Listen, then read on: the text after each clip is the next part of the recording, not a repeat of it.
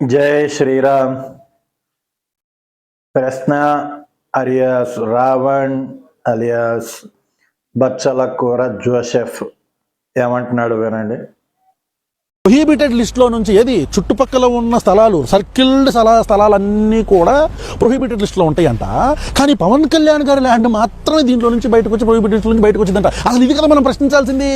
అదేంటది, చుట్టుపక్కల ల్యాండ్లన్నీ ఏమో ప్రొహిబిటెడ్ లిస్ట్లో ఉంటాయి, కానీ మధ్యలో ఉన్న ఈయనది మాత్రం ఏది చుట్టుపక్కలంతా కూడా ఆ చెరువు మీద ఉన్న ల్యాండ్సే. ఆ ల్యాండ్స్ అన్నీ కూడా ప్రొహిబిటెడ్ లిస్ట్లో ఉంటాయి, అది లీగల్. ఈయన మాత్రం ఆశ్చర్యకరంగా ఈయన ల్యాండ్ మరి గాల్లో ఉంటుందో, ఈయన 10 ఎకరాల భూమి మరి ఏంటో తెలియదు, కానీ ఈయన మాత్రం చక్కగా అలా బయటకు వచ్చేసి ప్రొహిబిటెడ్ లిస్ట్ నుంచి తీసేసి దానికి రిజిస్ట్రేషన్ చేయించేసి ప్రొహిబిటెడ్ లిస్ట్ నుంచి తీయించేశారు. అందుకే రిజిస్ట్రేషన్ అయింది. ఇన్ ఫస్ట్ ప్లేస్ అసలు దీన్ని ఎవడ రిజిస్ట్రేషన్ ప్రొహిబిటెడ్ లిస్ట్ నుంచి బయటకు తీశాడు, ఎంత ఇస్తే తీశాడు, ఎవరిస్తే తీశాడు? ఈ ప్రశ్నలకు సమాధానం అడుగుతుంది తెలంగాణ సమాజం. విన్నారు కదా, వీడికి చెరువులు కబ్జా అయినందువల్ల ప్రత్యేకమైన బాధ నొప్పి అంటూ ఏముండవు. కాకపోతే ఆ విషయాల్లో పవన్ కళ్యాణ్ కానీ హిందుత్వవాదులు కానీ ఇంకొంతమంది బీజేపీ నాయకులు ఇలాంటి వాళ్ళు ఉంటేనే వీడు రెస్పాండ్ అవుతాడు. ఎందుకంటే వీడు ఎంఐఎం వాడు ఓవైసీ గాడు చెరువులో కాలేజీ కట్టాడు, దాని గురించి మాట్లాడే దమ్ము ధైర్యం ఇలాంటి వాళ్ళకు ఉండవు. సరే, వాళ్ళు ఎవరో తప్పులు చేశారు ఎంఐఎం గాడిదలు అని చెప్పేసి పవన్ కళ్యాణ్ కూడా తప్పు చేశాడంటే మనం ఎట్టు ఒప్పుకుంటాం? ఎందుకంటే పవన్ కళ్యాణ్ తప్పు చేసే వ్యక్తి కాదు. సరే, వీడి ఎలిగేషన్ ఏంటి అంటే, ఒక చెరువు ఉందంట, దాన్ని ఆక్రమించుకున్నాడంట. పవన్ కళ్యాణ్ ఆక్రమించుకున్నాడు, కబ్జా చేశాడు అంటాడు. వీడికి కబ్జా చేయడానికి కొనుక్కోవడానికి తేడా తెలియదు. తెలియక కాదు, తెలియనట్లు నటిస్తాడు.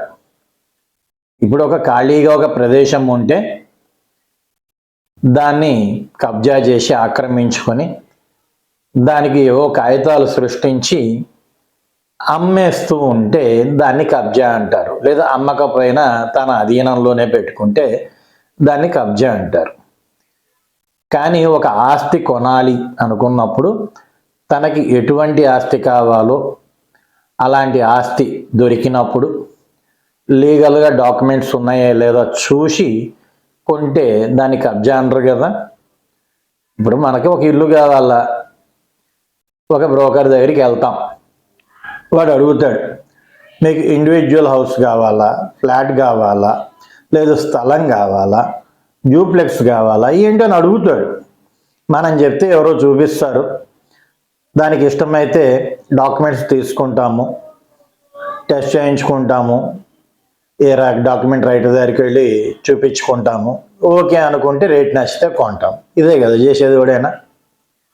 ఇక్కడ పవన్ కళ్యాణ్ గారు చేసింది ఏంది, తనకి ఒక వ్యవసాయ స్థలం కావాలి, హైదరాబాద్లో కావాలి, దగ్గరలో కావాలి.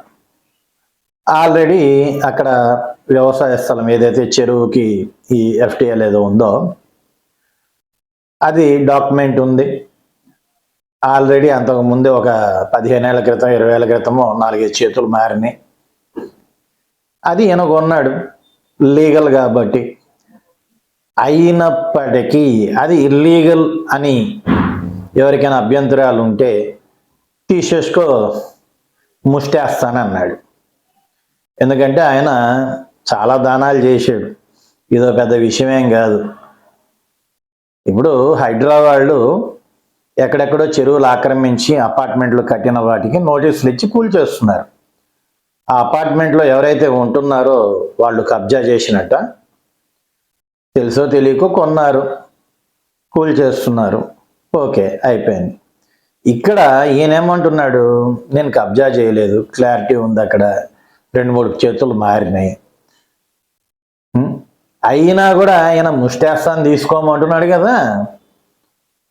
ఏది నిరూపించకపోయినా ముష్టేస్తాను అంటున్నాడు. ఆ ముష్టి ఎవడికి కావాలో వాడు వచ్చి ఆ చెరువు మాకు ఇమ్మని అడగండి, లేదు గవర్నమెంట్కి కంప్లైంట్ పెట్టండి, అధికారులకి. అది ఆక్రమణ అయితే తీసుకుంటారు కదా. రంగనాథ్ ఉన్నాడు కదా హైడ్రా ఆయన, అలా కంప్లైంట్ పెట్టండి. ఆక్రమణ అయితే వాళ్ళే తీసుకుంటారు కదా. అట్టా కాదు, ఇది ప్రొహిబిటెడ్ ఏరియా నుంచి తీసేశారు. అరే ఎవడైనా కొనాలనుకున్నప్పుడు తను ఏదైతే కొనాలనుకున్నాడో దాని డాక్యుమెంట్స్ చూస్తాడా, దాని చుట్టుపక్కల ఏం డాక్యుమెంట్లు ఉన్నాయి, అవి ఎట్లా ఉన్నాయి, అవన్నీ చూస్తాడా. ఎవడికేం పని, ఎవడు ఖాళీగా ఉన్నాడు ఇక్కడ. తనకి ఏదైతే ఒక వ్యవసాయ భూమి కావాలనుకున్నాడో బ్రోకర్లకి చెప్తారు, చూపిస్తారు, నచ్చితే కొంటారు, లేకపోతే లేదు. ఇంత క్లియర్గా ఉన్న పవన్ కళ్యాణ్ని కూడా విమర్శిస్తున్నారంటే అది కేవలం మీకున్న ద్వేషం. ఎందుకంటే పవన్ కళ్యాణ్ హిందూ ధర్మం కోసం పోరాటం చేస్తున్నారు కాబట్టి. పైగా వీడు ప్రశ్న అంట, ప్రశ్నించడం మాత్రమే చేస్తాడంట, ఇంకంతకుమించి ఏమీ చేయడు. సరే ఏదో ఛానల్ పెట్టుకున్నాడు, ప్రశ్న అంటారు. అసలు పేరేంది? బచ్చల కూర జోసెఫ్, క్రిస్టియన్ గాడు. సరే ఆడి పేరు ఆడికి చెప్పుకునే ధైర్యం ఉందా? లేదంటే రావణ్.